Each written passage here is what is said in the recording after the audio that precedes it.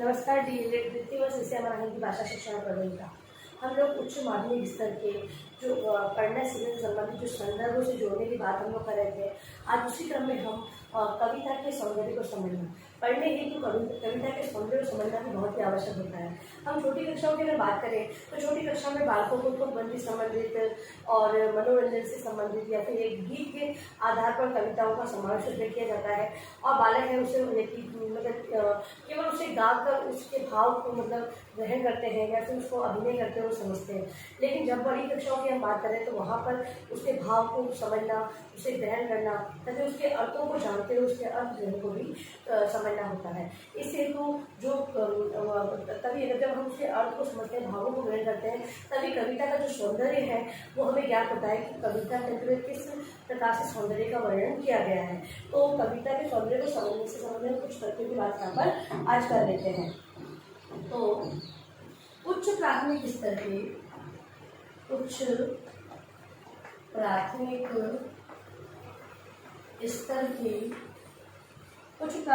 स्तर के पाठ्य पुस्तकों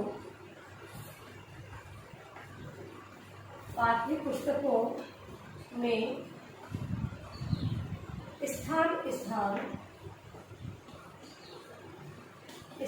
स्थान पर कविताएं लिखी होती है, कविताएं लिखी मिलती है।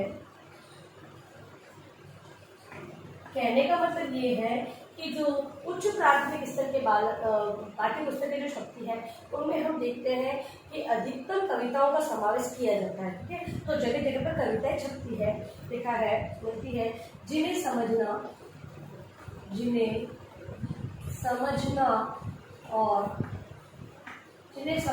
और आनंद लेना जरूरी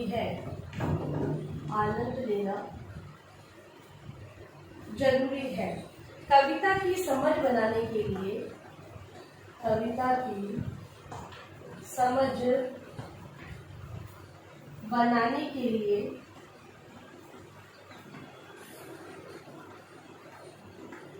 जरूरी है कि कविता का बार बार वाचन किया जाए। मतलब कि कविता को समझने, अपनी समझ विकसित करने के लिए क्या कहा गया है कि कविता को बार बार वाचन किया जाए। जहाँ पर भी हमें अर्थ से संबंधित जो समस्या आती है वो समस्या बार बार वाचन करने से समाप्त हो जाती है। वाचन ही वह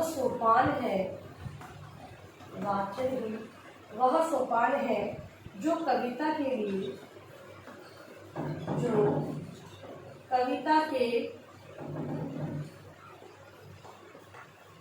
समझने में सर्वाधिक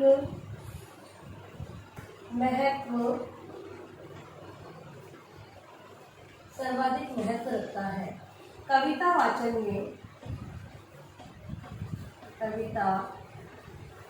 वाचन में उच्चारण,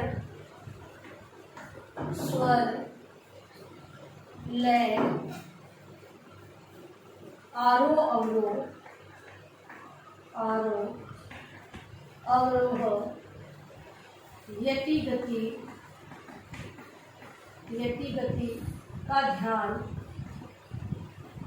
रखा जाता है।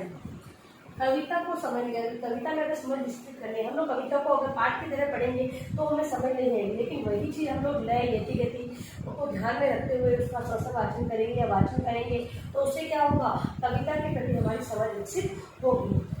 कविता वाचन में इसके आधार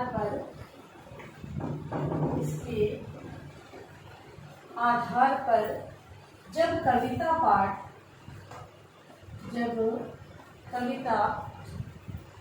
का पाठ होता है तब कविता बोधगम्य बन जाती है। बोधगम्य बन जाती है। मतलब कि इन आधारों पे जो कविता का वाचन किया जाता है तो कविता है वो बोध में मतलब कि जानने योग्य बन जाती है, यानी समझ में आने लगती है, यानी समझ में आने लगती है। कविता को समझने के लिए, कविता को समझने के लिए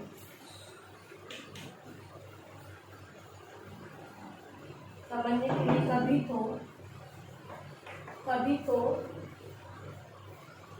हम उसे गाकर कभी पढ़ते हैं,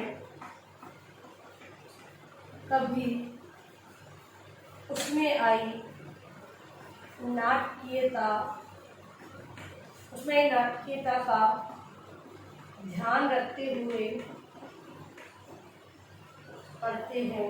कहने का तात्पर्य है जो गाने योग्य कविता है उसकी एक लय बनाकर हम उसे गाना प्रारंभ कर देते हैं और कहीं पर हाथों को सर को हिलाते हुए हमें भाव व्यक्त करने होते हैं, मतलब एक नाटकीय रूप में प्रस्तुत करना होता है, वहाँ पर हम नाटकीयता के आधार पर उसे प्रस्तुत करते हैं।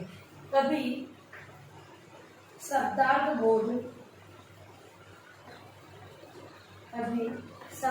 बोध से कविता को समझने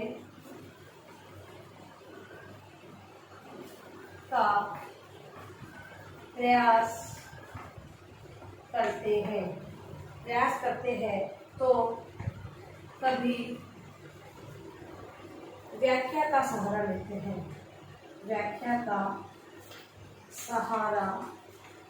लेते हैं, मतलब कि कविता को समझने के लिए हम लोग कभी भावों को ग्रहण करने हेतु शब्दों को ध्यान रखते हैं, कहीं पर लय हेतु को देखते हैं, कहीं पर नाट्यता को अपनाते हैं, तो ये सब कविता के लिए होता है। इन सब का उद्देश्य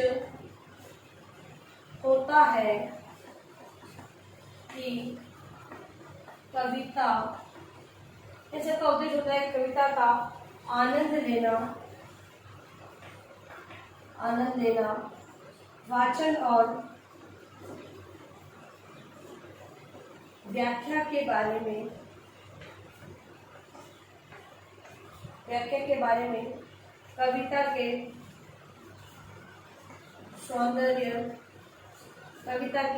सौंदर्य की बात आती है। और कविता का सौंदर्य है वो अभिव्यक्ति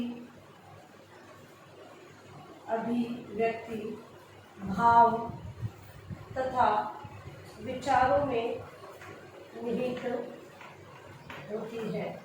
ठीक है, कविता के सौंदर्य को अगर हमें ज्ञात करना है तो कविता में व्यक्त भाव, उसमें व्यक्त विचार और उसके अंतर्गत जो अभिव्यक्ति की गई है उस अभिव्यक्ति को ध्यान में रखते हुए हम कविता के सौंदर्य के बारे में जानकारी प्राप्त कर सकते हैं। तो इस प्रकार से हम लोग कविता का अगर हम इस प्रकार से अर्थ को जानेंगे और उसके भाव बोध को से संबंधित जानकारी को प्राप्त करेंगे, उससे लय कई बार हमें नाटक भी करना होगा।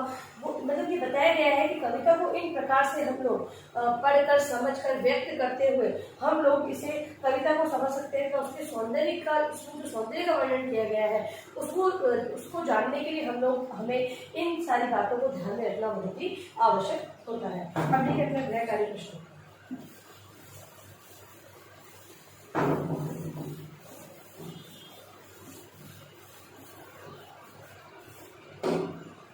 गृह कार्य प्रश्न है,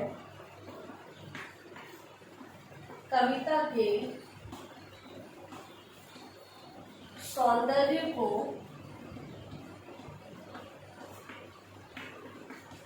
किस प्रकार समझा जा सकता